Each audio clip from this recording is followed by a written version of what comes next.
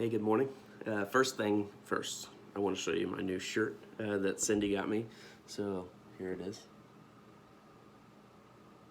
All right.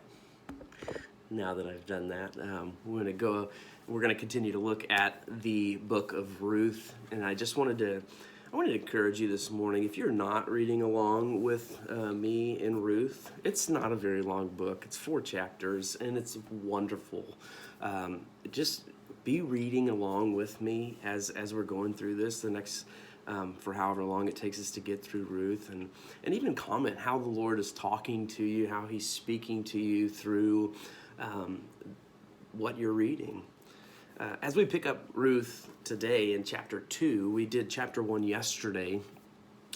We know that we have Naomi, who's the older widow who lost not only her husband, but she's also lost both of her sons, and who is heartbroken. She's heartbroken to the point of bitterness even.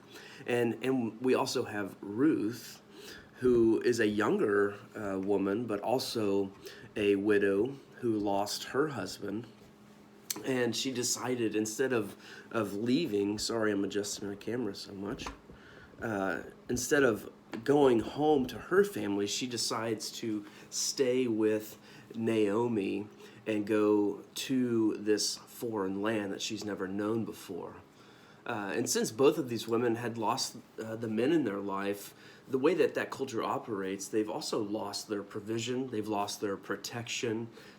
They're poor, they're in danger as they have to go and work in these fields to make ends meet. A lot of times that means being in danger of being assaulted, that we see later on in chapter 2. Naomi says it's good for you, Ruth, to stay in Boaz's field because that'll protect you from being assaulted. But even though these women are not necessarily seeking the Lord, God is working. He's working out this wonderful plan that's going to unfold through this chapter. So as we start reading in chapter 2, Ruth she heads out into the grain fields, or into the fields, the barley fields, for food. She's going to get food for her and Naomi, and she's gleaning. Now, gleaning is basically going behind the reapers and picking up scraps behind them. So whatever they leave behind. In fact, in Leviticus 19:9 and 10, God says, the Lord tells Israel, don't pick up everything. As you are harvesting, don't pick up the stuff that's on the ground. Don't even go all the way to the edge of your field, but leave that stuff so that the poor and the sojourners can come in and they can find something to eat.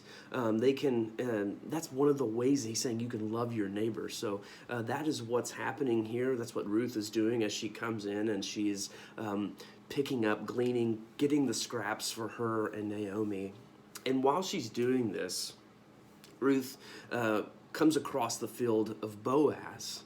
Now, Boaz is definitely divinely appointed for her to be there. He's a godly man, and he shows Ruth mercy, and he provides for her enough, way more than enough barley than her and Naomi could eat. He gives them like 22 liters of barley. He feeds her. He treats her kindly. He protects her. He says, you know what, I want you to stick with the women in my field, and don't go to other fields. And he even tells them, the men in his field, don't you touch this woman. You stay away from her. You leave her alone. So he really steps in and protects Ruth. And when Ruth hears this, it kind of blows her away. She's saying, why is this man caring for me? Why does he care to protect me, a foreigner in the land? And she says in Ruth 2:10, then she fell on her face, bowing to the ground, and she said to him, lost my place, hold on. She said to him, why have I found favor in your eyes, that you should take notice of me, since I am a foreigner? She doesn't understand what's going on. She fully expected for Boaz or anyone to treat her negatively, and she's kind of blown away by what Boaz is doing. And Boaz responds to Ruth, and he lets her know that he has heard everything that she's done for Naomi. He's heard how she's taken care of her, how she left her land to be with Naomi in this foreign land, and Naomi's one of his relatives. So he's saying, I've heard about you. I've heard your heart to be with my relative.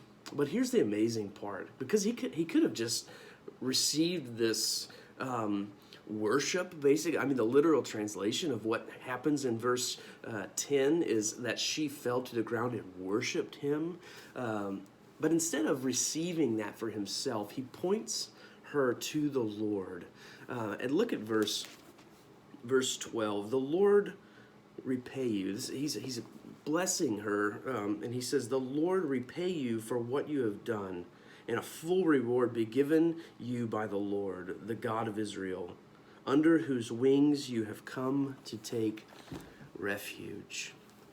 He blesses Ruth and asks God to repay her for her kindness to Naomi, to give her a full reward, and then he reminds her that she has come to take refuge under the wings of the one true God.